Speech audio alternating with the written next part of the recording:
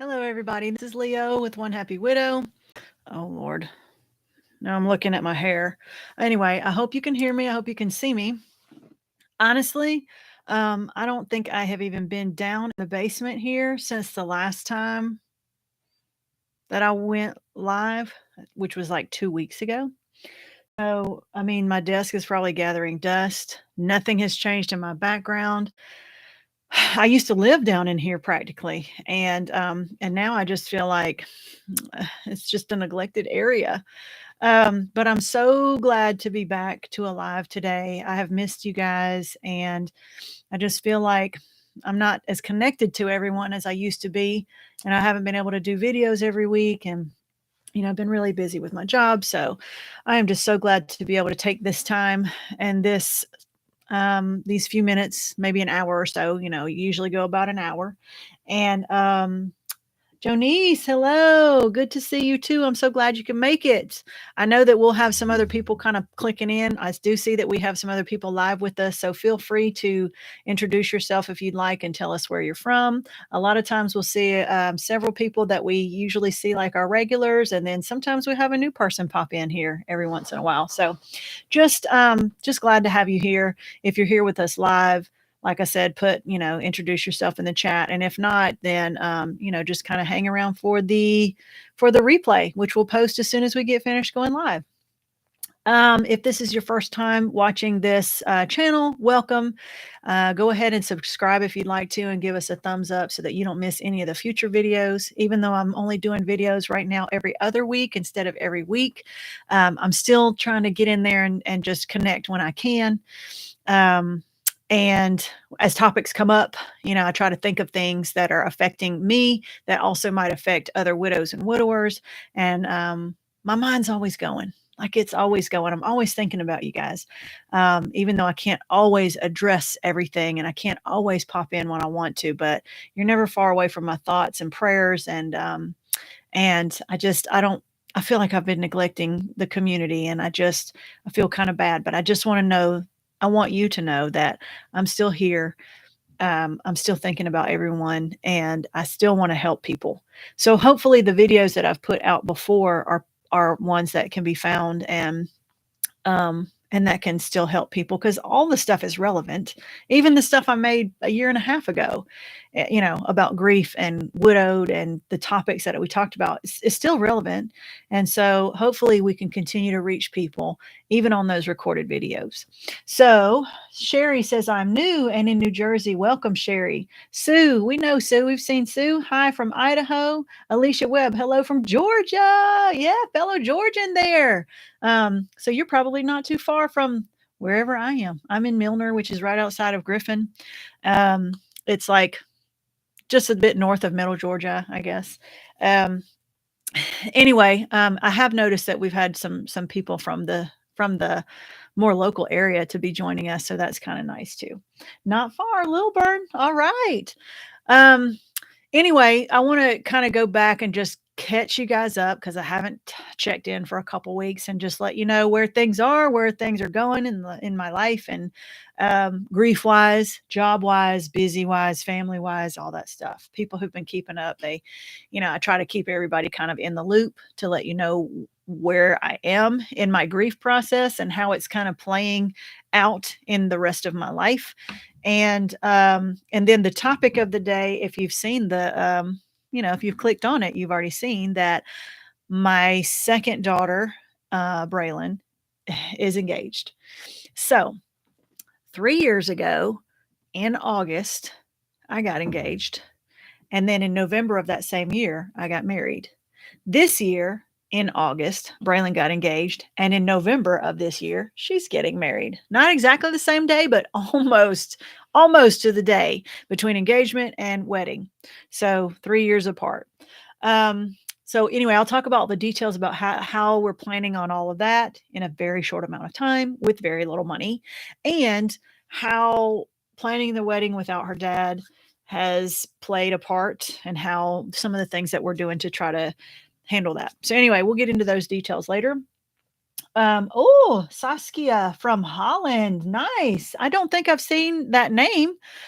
So it looks like you might be new to join us, but welcome. Thank you so much for joining us.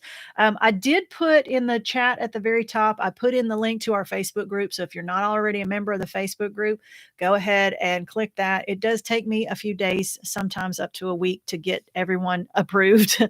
um, and I'm not as active as I was before in it. However, we have so many awesome people in the group that it kind of is running itself. Like, we have some people who are very active who kind of take that, they're taking on almost a leadership role, and it's still just a really positive place for people to be able to put their struggles out there and share them, and to get support, to get love, to get virtual hugs from people, to get ideas and suggestions on what you might be able to do that has helped others. It's just a really positive, supportive place. There's been so many Facebook groups that I've been a member of that it's a lot of whining and complaining, and it's like, yeah, me too, me too, me too. Our group it just has a little bit different vibe. I'm not saying people don't come and bring their struggles, because they do, and obviously that's why they're there. But instead of it being a, hey, I'm feeling this and that, anybody else? And everybody's saying, yep, me too, me too. It's more of a, I've been there, but first of all, thank you for sharing your struggles, and I'm sorry that you're going through this, but here are some things that I've done that might help you. And so it's just more of a motivating, uplifting vibe, rather than a misery loves company kind of a place to just bitch and moan and complain, and everybody else is bitching and moaning and complaining, and then everybody tries to outdo everybody else's struggle. It's really not like that. So hopefully, and I will tell you, something happened the other day. It had been like almost 2 weeks since I had, um, accepted the people who were on the list to who had applied. And if you're one of those people who has applied in the last couple weeks and you haven't gotten, approved, apply again, because this is what happened.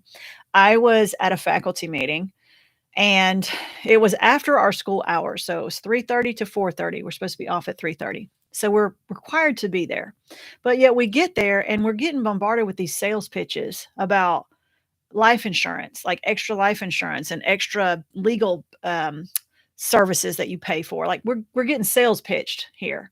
And I'm thinking, I don't want to have to come to a mandatory meeting after my scheduled hours to be sold to. And each person that came up was telling their story. The first guy comes up and tells a story about he got cancer and how he survived. So happy for you, dude, but like, that's triggering for me. Second lady comes up and talks about her story. Her story is that her husband died suddenly at age 43 and left her with kids to raise, and how she needed this legal help and these financial things or whatever. And I'm like, really? That's triggering for me. Like, I feel for her, but I did not want to sit and have to listen to those stories that were hitting so close to home. I came this close to walking off, not to try to cause a scene, but like, I did not want to be triggered at the end of the day when I did not have the emotional strength to be able to handle it and process it. They didn't know they were triggering me, but I thought, they could have done this at the end. They could have given us the info and then said, now, if you'd like to stay and hear some of these services that we're offering to you to pay for, you can.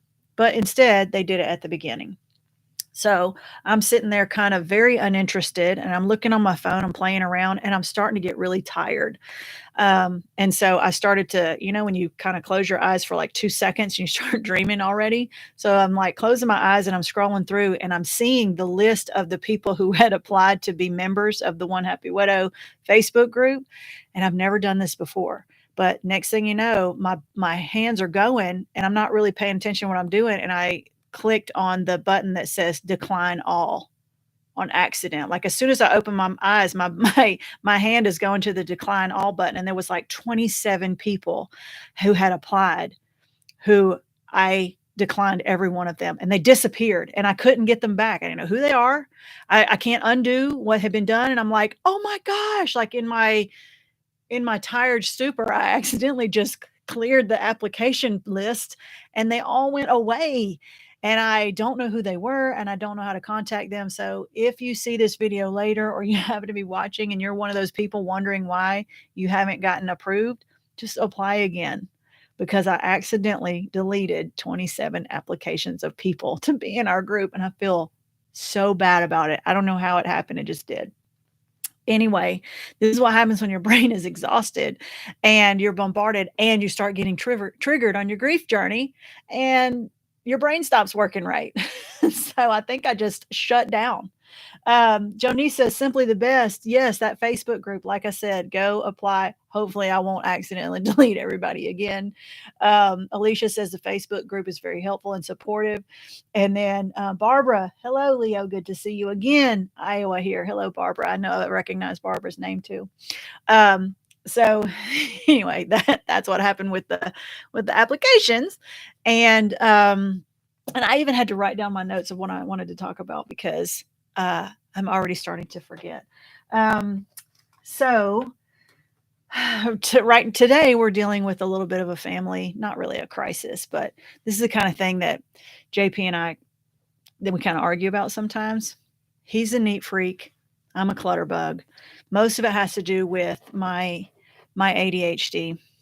And so and Dallas has it. All my kids have it. All maybe the oldest one, Austin, may not have it, but definitely the other three suffer from it. And so the way that my ADHD affects me the most is it affects my executive functioning. Executive functioning is just basically the way your brain figures out how to do stuff.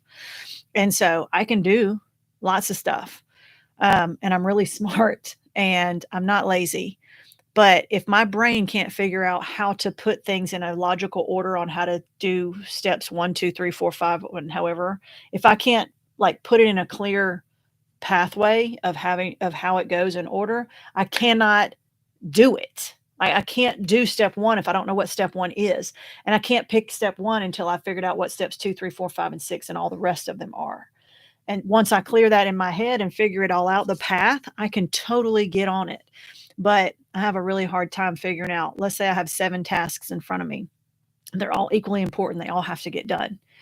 Well, JP is like, well, just pick one and do it. It's real simple. Just pick one. It doesn't matter which one it is because they all have to be done. So what difference does it make? In his mind, it is simple. But simple and easy is not always the same thing. To him, simple is easy. To me, I'm like, okay, I get it. But my mind overthinks and takes all 7 tasks and says, okay, which one? How do I need to order these tasks from 1 to 7? Do I need to order them in chronological order? Do I need to order them in the order of importance? Do I need to order them in the point of logic so that if one gets done first, the second one will be easier to do so I don't backtrack? Do I need to order them in importance of hardest to easiest? Do I need to order them from easiest to hardest? Do I need to just randomize? Well, that doesn't make any sense. You see how I'm going through in my mind? Like, how do I need to order them? And I struggle with how to even put them in order. And so, but once I figure out the method that makes the most sense, and in the process of doing all that, I get distracted. So a lot of times I'm turning left or right and getting distracted by a squirrel somewhere that I can't finish making the list. And if I can't finish making the list, I can't even start the tasks on them. So the medicine that I take helps me to stay focused so I can get the list created. It also helps my brain to create the list and put it in a logical order. Once I get my list mentally or written down, and I know steps 1 through 7 in order, then it's easy because the first thing I need to do is whatever I decided is the first task, step 1. So that's where my daughter is having trouble, my 12-year-old. Her room is a disaster. And she's been a week without her iPad because she pulled a stunt last week and just tried to defy us. And so she lost her iPad for a week. So today she's supposed to get it back as long as her room's clean. Her room is a disaster. He went in and checked it and was like, nope, this is terrible. You need to do this and you just need to clean it all up. Let us know when you're done. So I went in to check on her. She's laying on her bed. She's about to cry. And so where his mind is like, I don't understand why this is so hard. She just needs to get up and do it. But my mind works like hers. And I understand that she doesn't know what to do first. She's overwhelmed by the tasks. She just needs some instruction on what to do first or what first 2, 3 things to do. So I went in there and I gave her the first 3 things to do. Number 1, start a load of laundry. The laundry's empty. Go put 1 load of clothes in the laundry. Number 2, pick up all your shoes and put them in the closet and get them off the floor. Number 3, go through your room, pick up all the trash, and then put it in the garbage. When you get done with that, if you're not sure what to do next, come and see me. It's amazing how I can figure it out for her, but I can't figure it out for me. I don't know why. I think it's because maybe I'm emotionally invested with mine and I feel like I have to do it perfectly. I'm a perfectionist. With hers, I'm like, let's just figure out how to get it done. I can easily figure out how to fix somebody else's executive functioning because I do it at work all day. I have kids who are on the spectrum. They have ADHD, they have other learning problems. That's all I do is figure out how to get them from point A to point B. But ask me to do it, forget it. I can't do it. So, anyway, we're talking about this, and he thinks I'm trying to make excuses for her or you know, try to cover for her or whatever. I'm like, no, I'm trying to get her to do it, but I'm trying to help her get to the desired ending. And I'm not blaming him. I'm just saying he has a hard time since his brain doesn't work that way. He feels like that's a load of crap. He's just like, why is it so hard? And I've tried to, make him understand that our brains just don't work like normal brains do. And when you're like, I can't understand how it's so easy for him. I really don't. Like, well, how is it so simple for you? My mom used to tell me, this is how you clean your room. You pick something up and you look at it and you decide it's one of three things. It goes in the trash, it goes in the laundry, or it goes where it belongs. That's it. Decide, put it there, and pick up the next thing and go to it. Her brain is normal. Like, her brain is normal and simple, easy, all that. And I would look at her and I'd think, but the problem is, but when you get to that, where does it go? Put it, where does it go? I don't know where it goes. And I can't decide what the first thing to pick up. I couldn't even see my floor, and I just sit and cry. And she'd leave and come back in an hour and be so mad because nothing had been done. So anyway, if you have struggle with ADHD or executive functioning like I do, you will totally understand what I'm talking about. If you don't, you will totally be like, that's a load of BS. What the heck is she talking about? So you're probably on one side or the other. And I can tell you this, I've had ADHD my whole life, undiagnosed, and always joked like, I probably have it. But when I started to grieve, when I lost Dewey and I had to try to handle the grief and the parenting and the job and the clean house and all the stuff, that was when I could no longer function with the ADHD. Like the side effects of it, or whatever you call it, became so overwhelming that I could not live. Like I could not function. That's when I finally got diagnosed and got on medication and started to be able to handle things. But up until that point, I could handle it pretty well. I was juggling and I could kind of juggle, but add the grief to it, and like all the balls fell to the floor and I couldn't even hold two balls in my hand. So, that is how grief can affect everything. Grief didn't cause me to have ADHD. It caused me not to be able to handle my ADHD because I was too busy dealing with grief and all the stuff that came along with it. So, that was like a long explanation that maybe you didn't even care anything about. Another thing that comes along with it, chatty, chatty, chatty. So that was the first thing that I wanted to say. It has affected me. It has affected my child. It is affecting my marriage. It is affecting the family. You see how it just affects everything? And then layer grief on top of it and just makes everything that much harder. So that's what we're dealing with right now. She's upstairs doing the first few steps of things that I told her to do so that she can finish cleaning her room and get her iPad back and not just have a mental shutdown and say, well, screw it. I'll just lay here and cry then because I don't know what to do. I don't want that to happen. So also, I mean, I'm still discovering things about myself every single day. Even since I've started this channel, I've discovered things about my grief and about myself. I discovered things like anticipatory grief. I felt really guilty and bad about myself because I felt like I wasn't grieving hard enough when Dewey died. I had no idea what anticipatory grief was, or that the fact that I was suffering from it and had been suffering from it from the time he got sick. But once I learned about it, I made a video about it. I did some research and I shared it with others who were like, oh my gosh, I am going through that too. I never even knew it existed until I started trying to learn some things about myself. And once I knew what it was, number one, I could forgive myself for how I was feeling and know that there was nothing wrong with me. And number two, I could figure out how to deal with it. Same thing happened with secondary grief. I made a video about secondary grief, and when I discovered the name of it and found out what it all was, I was like, "Oh my gosh." So many light bulbs went on because I realized that I was not suffering from the primary grief of the loss after 3, 4, 5 years. I was still suffering very greatly from the secondary loss or the secondary grief that comes along with losing your spouse. If you're wondering about those details, I will leave a link in the description. I'll have to add it in, but I'll leave a link down there to that video.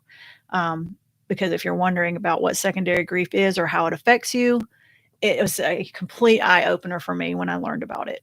And I had to share it with all of you. So I'll leave that link down. I'll add it in later so that you can watch that.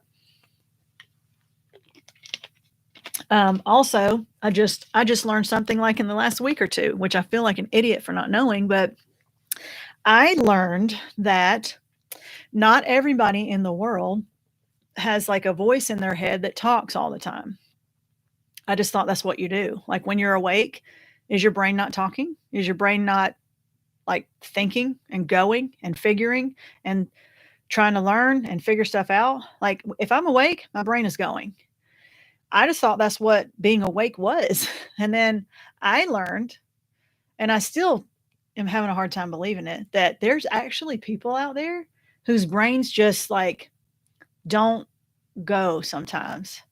Like, and I have a hard time explaining what this is because I don't like I can't relate to it. But there are people who can just like if you ask them what they're thinking about, they'll say nothing, and they literally mean nothing. Like they can just sit and not think about anything. Is that maybe that's meditation? Maybe that's a hypnotized, or maybe it's like a trance. I don't know. I don't know what it is. But like I'm on this Facebook group about people with ADHD who craft, and like they said, you know what? I just learned from my friends that are neurotypical, like their brains are normal, that there are people out there who just don't think sometimes. Like they're just sitting there blank. Like so their brain is resting. Their brain is in a resting state, maybe recharging or something, and then like when they start going again, their brain turns back on. It's I guess like your computer in sleep mode, maybe, but not actually sleeping. It's when you're awake. Maybe that's when their brain is recharging, and maybe that's why people with brains like me, who are going all the time, feel worn out or feel frazzled all the time because my brain does not ever stop. There's never a moment that I'm not thinking about something. And my brain talks to me. Like I talk to myself, not in a like I'm not mentally ill, but like, I'm having like little conversations and you know, I'm trying to figure stuff out. I'm thinking, I'm having conversation with myself in my mind all the time. Not like I know I'm not another person, not like that, but just like my brain's always going. I thought that was just the normal state of being human, but I learned from someone else saying that there's people out there that doesn't happen. So I don't know. Okay, hold on. I see some people that are going. Your explanation makes perfect sense. Tim says hello from North Carolina. Hello, Tim. Jonice says, this is freaking me out because I'm like this, but never diagnosed though. My husband would calm me down and talk me into calming down and concentrating on one thing at a time. I would love to be blank. I think that might be what we try to do when we're meditating, like try to think about nothing. I don't know what that means. I can't think about nothing. I could try to focus on one thing and maybe that thing be really, really simple. Like, let's think about like maybe you go outside and focus on the sound of the cicadas outside chirping, or the sound of the tree frogs, or the sound of the wind that goes in the leaves. Maybe you could just specifically focus on that so that the rest of your brain that's always thinking about analyzing stuff all the time can maybe rest and you just focus on that. To me, that's kind of like meditating, but I'm still thinking about the wind in the trees, and I'm still having to purposely make my mind think about it and not skip off to something else and have something in the background go, yeah, but don't you need to think about tomorrow? So, and I'm not saying that I'm not complaining, because I don't mind being that way because I don't know any other way to be. But I just feel like I'm a person that's always like, I'm always trying to figure. I'm always trying to figure stuff out. I'm always trying to like make sense of my life, make sense of my brain, make sense of how my emotions are, try to figure out how I can, I don't know, be a better person or be a better teacher or be a better mother, be a better wife, be a better Christian, just be a better whatever it is I'm trying to do. Um, and so that requires me to always be learning and always be researching and always be going out there and trying to find out more about life. And sometimes, even up to this point, I'm still learning stuff. My brain, my mind has been blown several times in the last several months about some things that I've learned about that exist and that apply to me that I'm like, oh my gosh, I never thought about it that way before. So that just goes to show you, as humans, we're always learning, or we always should be learning. If you have stopped learning and stopped finding out about yourself, then it's time to get back up and start learning again. Okay, because it's never too late. We always should be trying to make ourselves better, I guess you could say, or at least figure ourselves out so that we can feel better, be better, do better, whatever you want to call it. Alicia says, I've always done for everyone else. After my kids left and my husband passed, I felt directionless. After 2.5 years of grieving, I still feel unmotivated and have a difficult time getting tasks done. So, and Alicia, we've talked about that a whole bunch in several of our videos. So if you haven't watched all the YouTube videos, I would say go back and watch some, because I talk about that, especially in the last, say, 2 months, because I've talked about that a lot, about finding purpose in your life, figuring out how to help other people if you can't help yourself, and things like that. As a matter of fact, I focus on that a lot, to the point where now I want to focus on, I don't ever have that problem of I don't know what my purpose is. And the reason why is because I still have children at home and I have a very demanding job. And so I I feel like I have so much purpose that I have trouble figuring out where to focus my attention on which purpose, because I always feel like I'm dropping the ball in some places. So I would like to focus a little bit in the next few videos about what about the people who are feeling like they're stretched so thin that they don't even know how to like take care of their own selves. Both times it's you still got to take care of you. If you don't feel like you have any purpose and motivation, you're sitting around in your house and you're like, I don't know what to do and I don't care, or I don't want to, or I don't feel like it, or whatever. You still have to take care of yourself. Self-care is number one. But even when you're being pulled in all these different directions and you feel like there's one of me and I need there to be three of me, you still have to put self-care first. That's where I'm dropping the ball. I can honestly admit that. So, and I'll talk about that. That's my next topic, is that my purpose, or my purpose is. So I'm right now I'm dealing with a lot of guilt. Like over since school started, pretty much. Like I'm dealing with the guilt of um like I am being spread so thin and I have so many, I don't want to say responsibilities. They are responsibilities, but they're not in a bad way. They are roles that I have taken on that I have to attend to. So, number one is my role as a wife. I feel like I'm dropping the ball as my role as a wife, because I am spread so thin. I'm spending I am spending 11 to 12 hours a day at my job. And so that's leaving me very little time at home. So my husband's having to pick up the slack on laundry and well, my kids do the dishes, but he keeps the house clean. He keeps the animals taken care of, and he works too. He works 3 days a week. And I work 5 days, really 6 or 7 days, but like I have to go to work Monday through Friday. So he's having to pick up the slack on the house, and he never complains. And but I'm not there as much. And so, and when I am here, I'm tired. He's having to take care of me. He's having to make sure that we have something to eat for dinner. And a lot of times we're eating out because he doesn't like to cook and I just don't have time and I don't like to cook. So we're eating out a lot, and you know how that kind of thing happens. But I just feel like he's supporting me and he's doing everything to try to hold down the fort and do all the things and take care of me and make sure that I'm resting when I need to and all these things. But nobody's taking care of him. I'm not taking care of him. I'm not, making sure that he's resting when he needs to get some sleep. And, just I feel like it's been a one-way street, and he's doing an awesome job. And I feel guilty because he's not getting me as a wife that I need to be, because I'm so frazzled and tired and pulled in all those different directions. My purpose is a mom. Like, I feel like I'm dropping the ball there because, first of all, my oldest child, uh, she's got her issues, but she's grown. She's doing her own thing. I'm not supporting her anymore. But because of some of the things that she's doing in her life and decisions that she's making and things like that, where our relationship is strained, and she doesn't really connect very much with us, but sometimes she does. And it's especially when she needs emotional support. And so when she does reach out to me, it's like at crisis level. And then I have to kind of drop everything and try to help her through those moments. And so it's not often, but when it does happen, I'm like, all my focus has to be on her. My Braylon's getting married.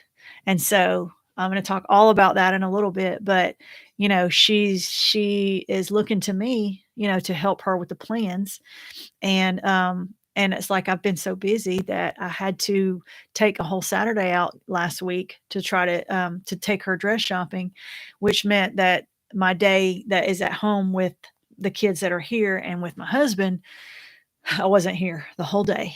And so he got a little upset, not mad, but just disappointed, because the what little time we have together, we didn't have that together. And now it's another week before that can happen again.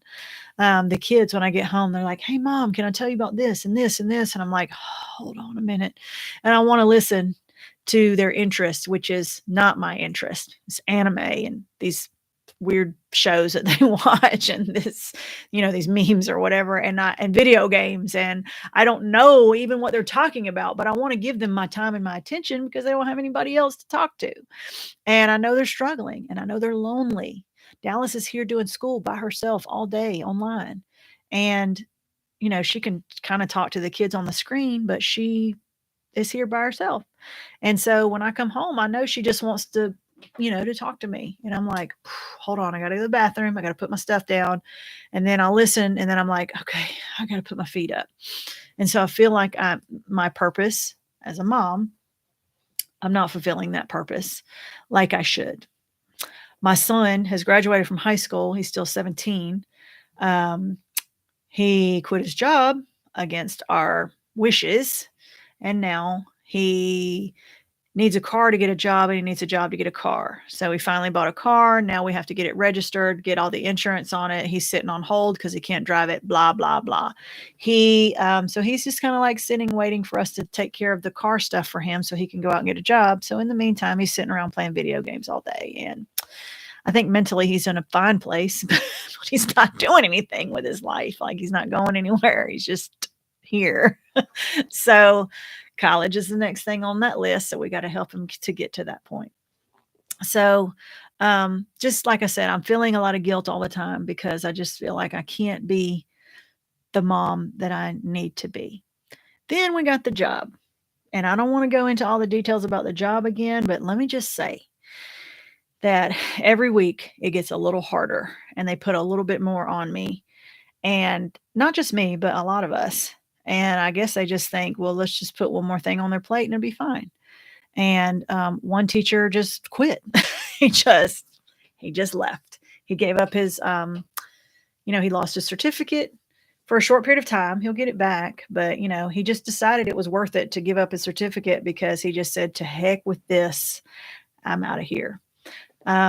He went back to his old job. So he's already teaching in another school where he came from, but he left, which means now we had to hire somebody on the fly, and he's came from the elementary school and we were high school. And so it's just affecting everybody, because now we all have to pick up the slack while the new teacher comes in and gets trained.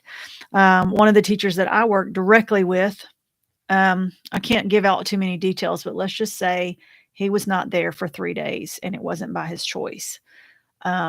So something's going on with him, and I don't even know all the details and don't want to, but something is going on, and he may or may not. He's back now, but I don't know if it's permanently. So let's just say at any given moment, I'm expecting to come to school and them to say, oh, by the way, he won't be coming back. If that happens and it hits the news, then I'll be able to talk about it. But until then, that's all I can say about that. But in the meantime, when he's not there, who gets to teach the class? Me, the other teacher that's in the room that's supposed to be there for academic support, behavioral support. I'm not supposed to be leading and teaching. I don't even have a lesson plan because he never gives me any. So I get thrown into the classroom and I have to teach that class for, they don't tell me how many days. They just say, he's not here today. You need to teach the class. We don't know when he's coming back. You just need to plan on teaching it until he does. So he was gone for 3 days and now he's back. And let's just say that the co-teacher can only do as you're supposed to support the instruction from the lead teacher. I don't want to say lead teacher because we're both peer teachers, like the content teacher. And so you can only support as much as what's being done. So if nothing's being done, you can't support nothing because the support of nothing is still nothing. 50% of 0 is still 0, if that makes sense. So it's been a challenge there. It's just, my job is just really tough. My students are very challenging. I'm trying to figure out how the best to help them, but it's just some of their behaviors are not changing at all. And it's just real frustrating. It's like hitting my head against a brick wall and wondering why my head hurts.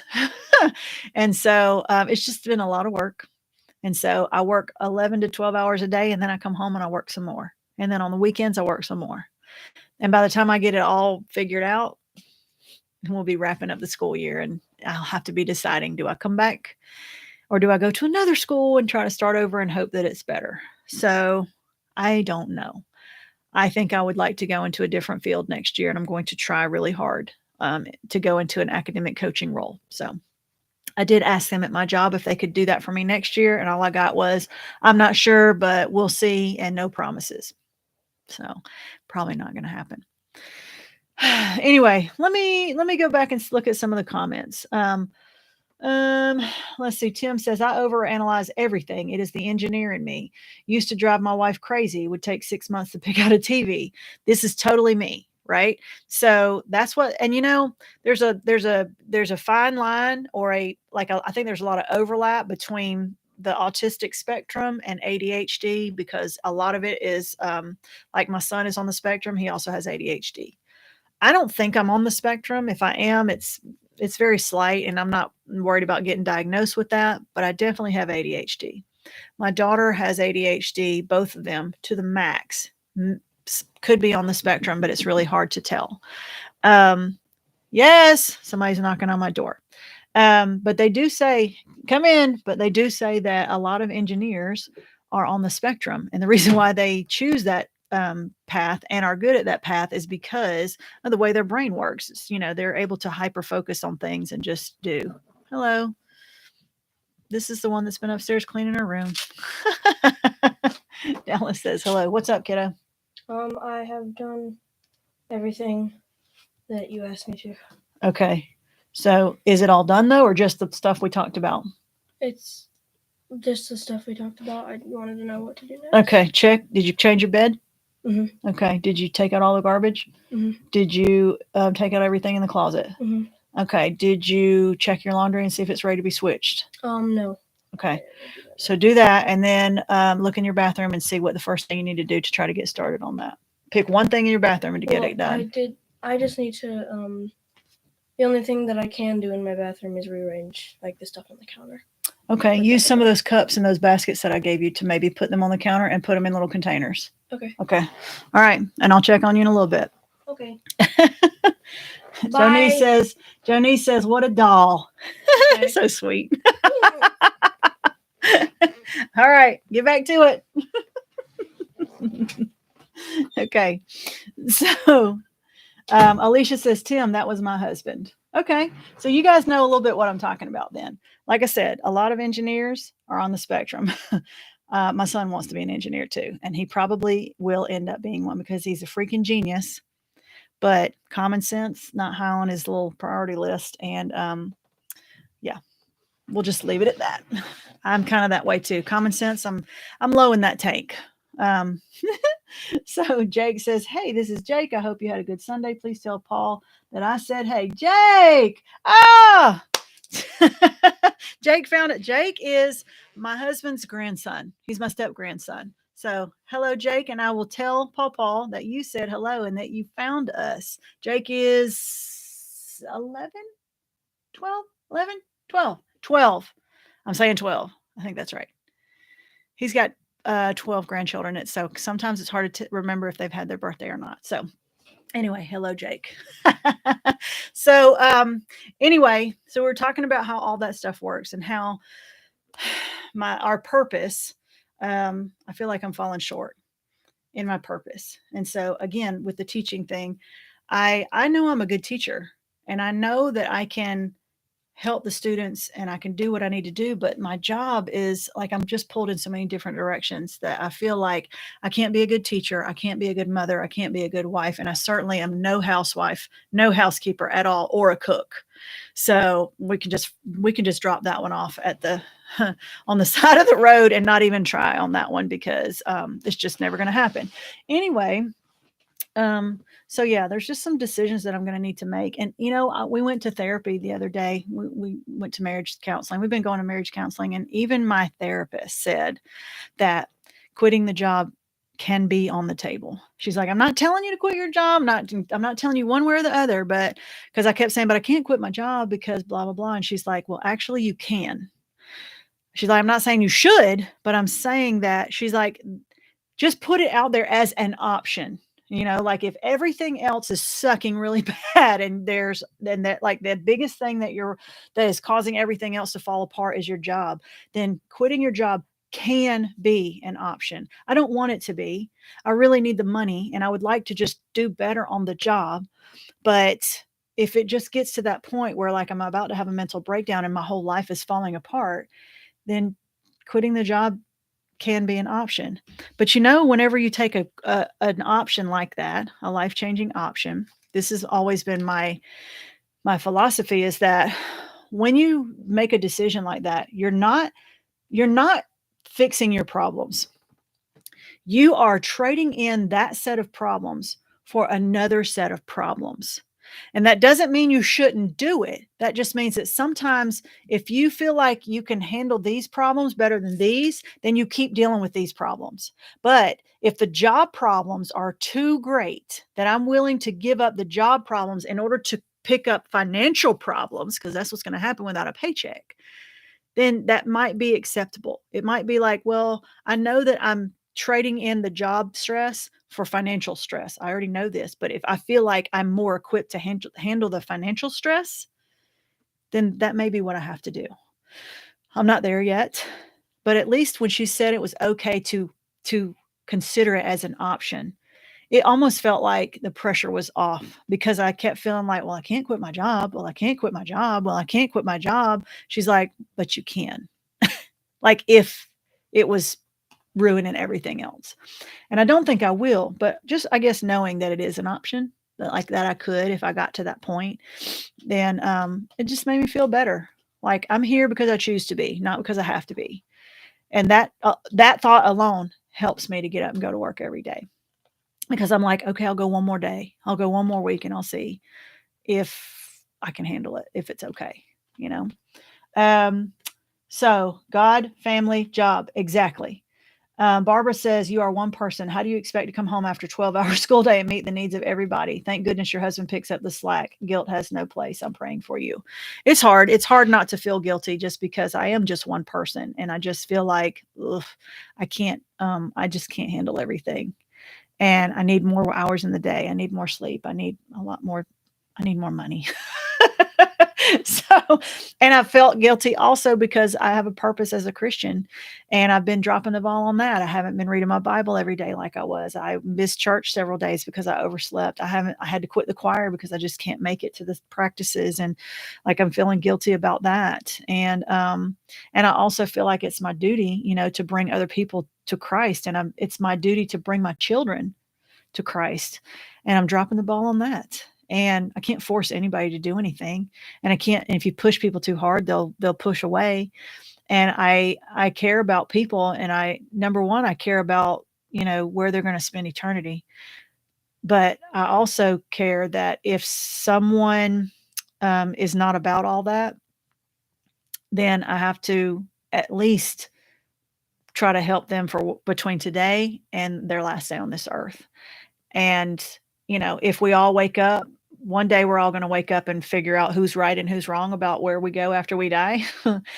And I truly hope that I'm right about it, but I really don't know. I guess I'll find out when that happens. But up until that point, no matter what happens after that, I still want to help people from this moment who are struggling that I might be able to reach until that last day on their earth. And in the process, if I can also help people to have a home in heaven, then I want to do that too. But I don't want to push people away. And I don't want to not help them today in their life on earth because they think that that's all I'm trying to do is to try to push my religion on them, because that's not what I'm trying to do. But okay, I went all around the horn to talk about all kinds of different stuff. Remember, your school year is temporary. If others are helping you while you adjust, thank goodness. Barbara says she has to go. Family here. Barbara, you can catch us on the replay. Thank you for joining us. But yes, the school year is temporary. So, and I know this, and that's basically what's keeping me going at this point. And it is good money. I'm not rich or anything, but it would be hard to replace the salary that I have with the number of degrees that I have and the number of years that I've taught. It really would be hard to even come close to the salary that I have. And so, and that does afford me some comforts, some being able to pay off some bills and some debts and stuff. So that's right now what the priority is. If it stays that way, we'll see. I don't know. But now we're going to talk about Braylon. It's already been 45 minutes. I haven't even talked about Braylon and her marriage and getting married and all that. So that's really what I was hoping to talk about today. So Braylon got engaged. She's 20. This is the child. Let me go back to her grief process. Okay. This is the child that was 15 when her dad died. And when right after he died, we struggled for several months because we were waiting on life insurance to get to somebody put in a what do you call that? His mom tried to block the life insurance payment because she felt like she was going to get more than she actually got, and she got plenty, but she put in a I can't remember the word. I can't think of the word, but anyway, she blocked it, to try to say, hold on, I disagree with the life insurance. And so she wanted an investigation done. And so it took 4 months before the money finally got paid out. And she got exactly what she was supposed to get. But anyway, once that happened, if you've watched my other videos, you'll know that I tried to cover up the kids' grief with money, because we never really had much. We were always paycheck to paycheck, and sometimes we were even less than that. Sometimes we were rob Peter to pay Paul kind of thing, and jumping with credit cards and, really, really having a budget change and things like that, especially because he was on disability for a lot of the time, and I was the one that was working and trying to pay the bills and stuff. So we never really had a whole lot, but then suddenly we had a lot. And so I just tried to throw money at them. I just bought them stuff. I bought them a bunch of clothes, and I bought them the greatest Christmas, that year. And so I just tried, and for a while it was, it seemed like it was working, oh, you're feeling sad? Well, here, let's go shopping. And so retail therapy, it's a real thing. It's not a long-term, obviously. It's not a long-term, solution, but and I didn't know any better. I'm not saying that's what I should have done or that's what you should do. I'm just saying that's what I did because I did not know any better. Nobody knows how to be a widow until you are one. And then you learn on the job training, right? Like there's no training to prepare you for it. You just go in and you learn how to be one when you are one, and you make a lot of mistakes, and hopefully you learn from them and look back and say, well, that was dumb. I should not have done that. That was one of the things. Buying my kids' happiness was dumb, and it just made the problem worse later on. But for a while, it covered up their broken hearts.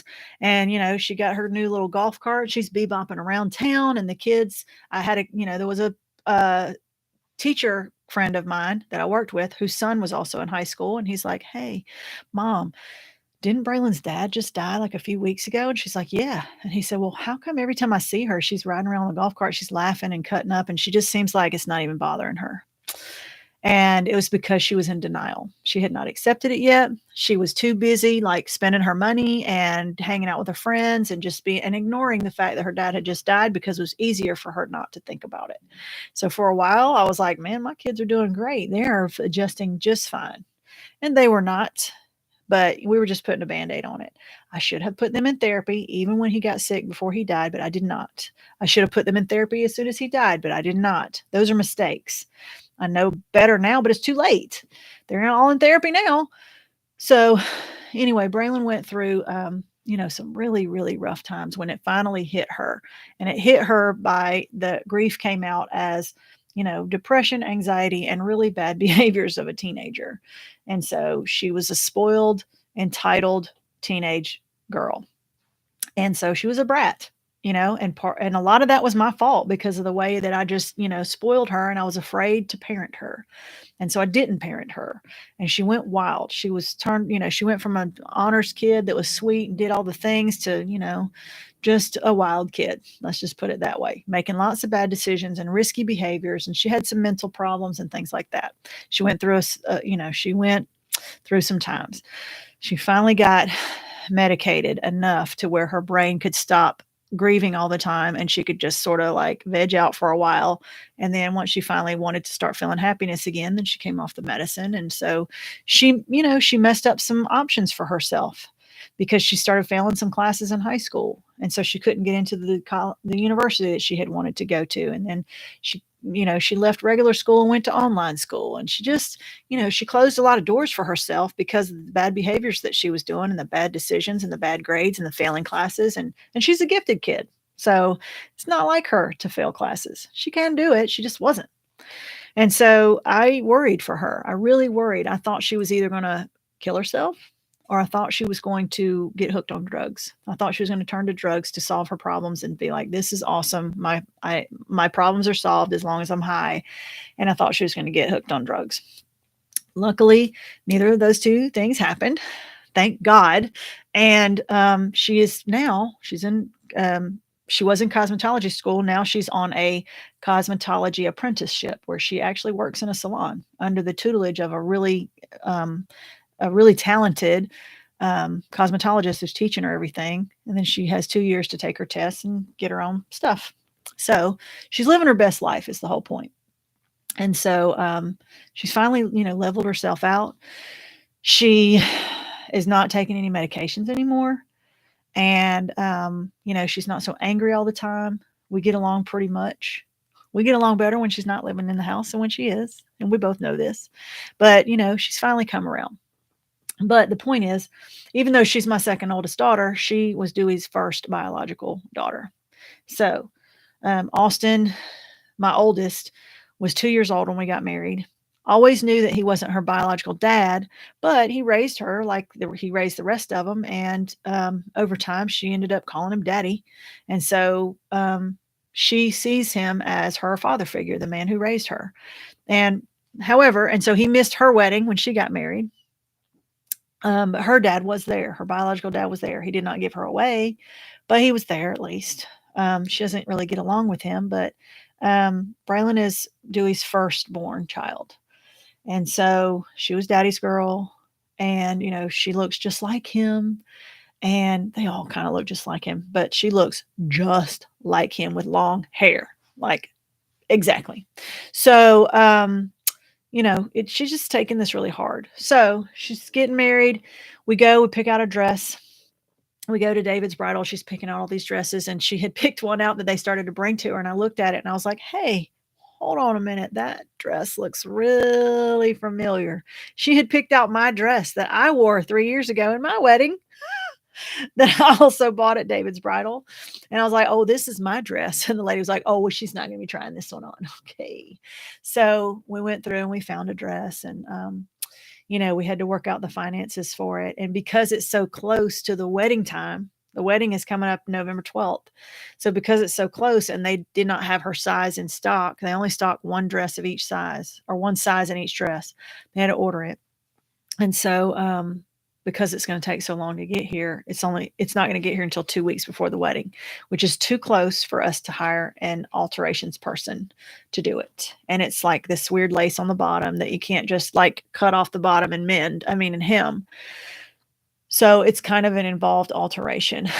And so I am going to have to do it. And I haven't touched a sewing machine since before Dewey got sick. So this is going to be like a little bit of a challenge, especially because I'm so busy and stuff. So I'm going to have to figure out a way to get in there and try to figure out how to alter her dress.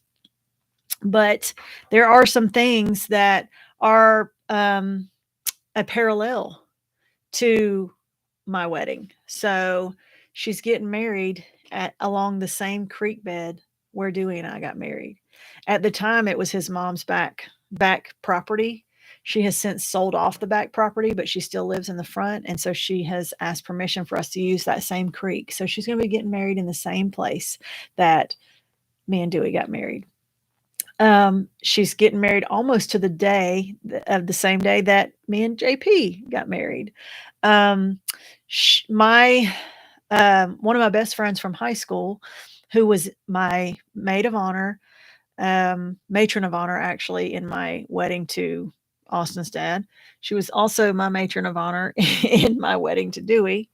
She was also invited to my wedding to JP, but our wedding took place on the day of the Georgia-Auburn football game. And so she was like, "Are you effing crazy? You scheduled your wedding on the day of the Auburn game? No, we're going to the game." So she went to the game instead of my wedding. However, she's going to be officiating Braylon's wedding.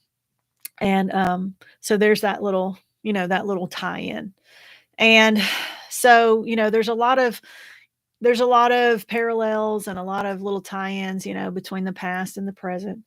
And at the end of the day, when we were going, finishing shopping for the dress, I'm probably going to get like upset a little bit. But at the end of the day, right before I dropped her off at her house after we'd pick out the dress and everything, we were talking about her dad, and I was talking about how proud that he would be about where she had come and like how she had turned her life back around and everything. And she just sat and started crying and said, "I really wish he could be there that day. And I'm so sad that he's not going to see me get married." So she didn't have like a real prom because she graduated in 2020. So, nobody had a prom that year. It was COVID year. Same year she graduated, she had no graduation because she graduated from an online school in Pennsylvania. So she really didn't have that. So he didn't really technically miss it because she didn't have it. So this is like her first big milestone. He didn't see her get her driver's license. He didn't get to teach her how to drive. So it's like the first really big milestone that he hasn't, that will feel the lack of his presence there. Plus, she was just so close to him. And he used to always talk about how proud he would be to watch her play basketball, graduate, and get married and all that, And the dad is supposed to give the daughter away. So when Austin got married, she had her brother Carter to give her away. And so what Braylon has decided to do is we're going to have a little table set up that's got like one of those little plaques that says, "Even though I can't be here, I'll be watching over you from heaven." I can't remember how the saying goes, but it's real common for people to have like the little plaque, that says, "I'm here, even though I'm not here." So we're going to have some pictures set up. If we can get his mom to bring out our wedding pictures, because she has our wedding pictures, she will not give them to me. She had my wedding dress for a long time. She would not give it to me. She has the footage of Braylon's birth that she will not give to me. Anything that she has Carter's motorcycle that his grandpa gave to Dewey and Dewey left to Carter. She has his motorcycle, his Harley, and she won't give it to us, even though we have the title. So, you know what? If you guys have watched me for any length of time, you know that Dewey's mom is a piece of work, okay? She's trying to take over the planning of this wedding, and it's pissing Braylon off. But anyway, that's another story. But we're going to have this little table set up with hopefully some wedding pictures of me and her dad. And we will have a chair set up that will have his boots, his military boots, and his drill sergeant hat that will be sitting in a chair to represent him being there in spirit, knowing that he would be sitting right there if he could have. So we'll have that. And she has asked JP, my husband, her stepdad, to walk her down the aisle, which he feels very, very humbled by the fact that she asked him if he would do that. So she's going to have him walk her down the aisle. And when she gets there and they ask who gives this bride away, he's going to say, in honor of her father, Dewey Bennett, I do. So that's our way of trying to honor his memory the best that we can, knowing that he's not going to be there. It is really hard to try to think about such a happy day and such a sad moment at the same time, knowing that he's going to miss it. But what else do you do? Like, we can't just ignore it. We want to make sure that we honor his memory, but it's going to be tough. So that's basically what we've decided to do. And that's, I think, all we can do. And I think it's very touching that she asked JP to be a part of that. Of course, he is honored. He understands it better than I think a divorced man or a never married man would, because he has also lost his wife. So he totally gets it. He's totally happy to be a part of it in any way that he can. He's very flattered that she would even want him to walk her down the aisle, knowing that he's not really been a real dad to her, but he has been in her life since she was 17. And they've had their moments. They've had some moments, but he's always come back around. He really cares about her, and he's done a lot, to try to help her. So that's what we've decided to do, to try to honor his, his place in his absence, and really hope that his mom does not try to make the whole day about her, because that's what she does. And funerals, weddings, those kinds of things, she always seems to make it about her. If you know somebody like that, that they're like always the martyr and everything's about them and the spotlight's always on them. And if it's not, then they do something dramatic to turn the spotlight on them. And Braylon's real stressed, hoping that she doesn't pull a stunt, which she always seems to do. And so with it being her back property, she feels like she's going to try to pull rank. And she's helping to pay for some of the stuff, because I can't pay for it in 2 months. Her dress was $1,100. That was all I could do. But anyway, so just pray that her grandmother doesn't make a spectacle out of this whole thing, and try to make it about my lost son, and I'm the mom without any kids, and because Dewey was her only child. So I'm not trying to make light of that, but this day is going to be about Braylon, and we hope that she's not going to try to make it about her. Anyway, I'm going back to see if I can catch up with some of the comments. Late to the table. Mary Lynn Keeney says, late to the table from Iowa. Looking forward to listening in full. Thank you so much for joining us. Alicia says, he will be there to see her. I believe our departed loved ones are around us every day. I also believe that. I truly do. I know that he's going to be watching her from somewhere up above. But it's still not the same. I'm not trying to make light of it or just say, but it doesn't count or whatever, but it's still tough. So I do know that he will be so proud of her, and he will be watching her. But it's just going to be tough on her, knowing that he's not going to be able to walk her down the aisle in person. Joni says, why does she have so much that belongs to you?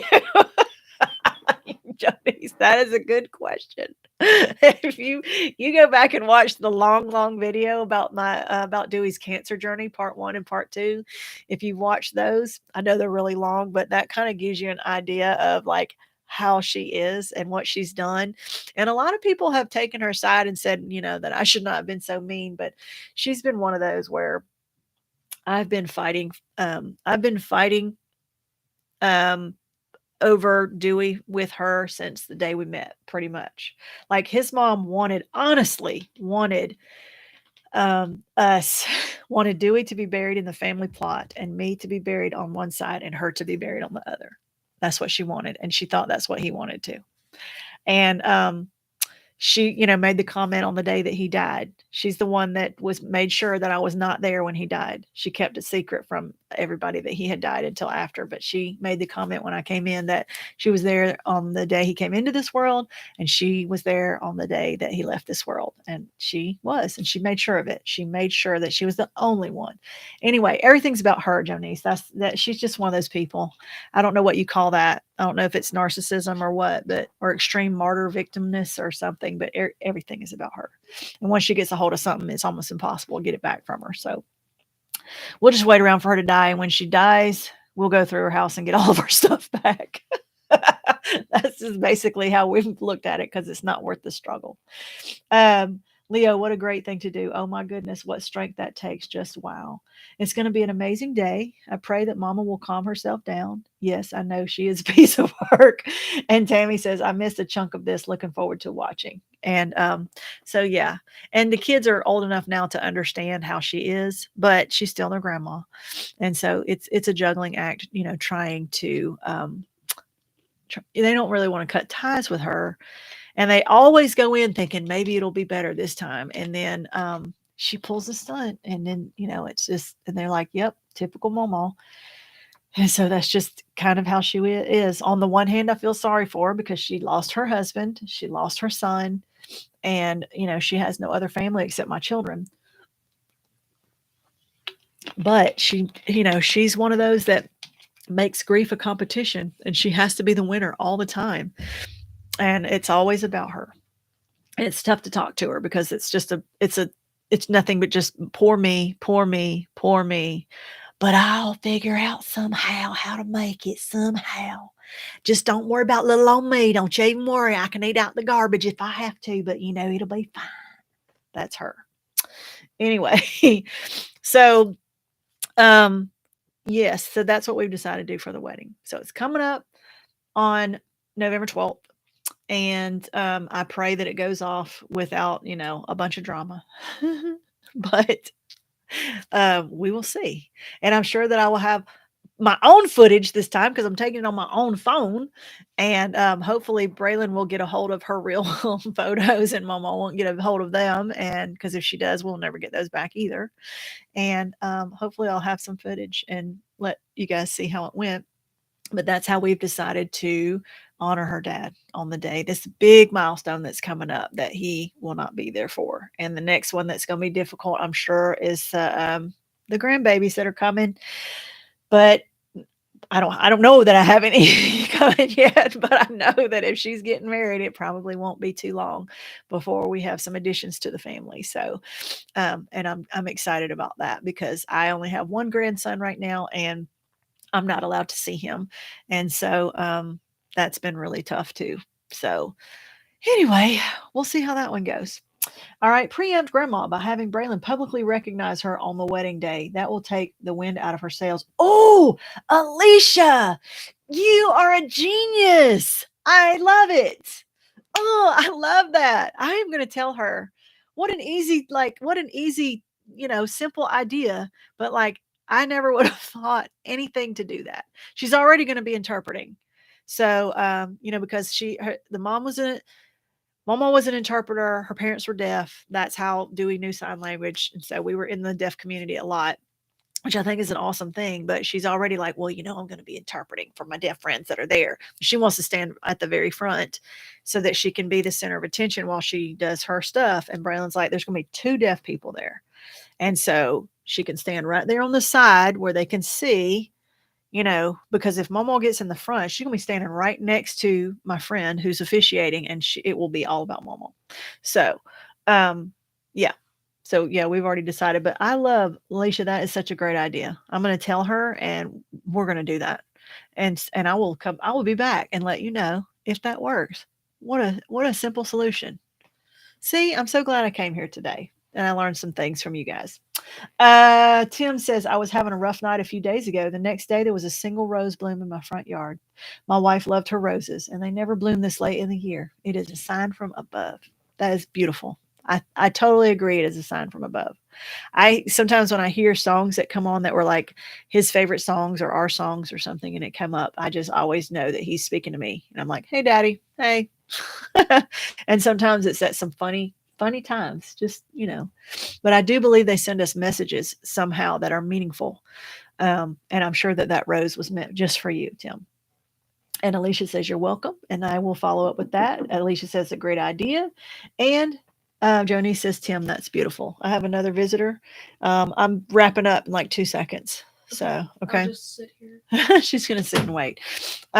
So yeah, that is, oh, she's accessorized. We have there she goes.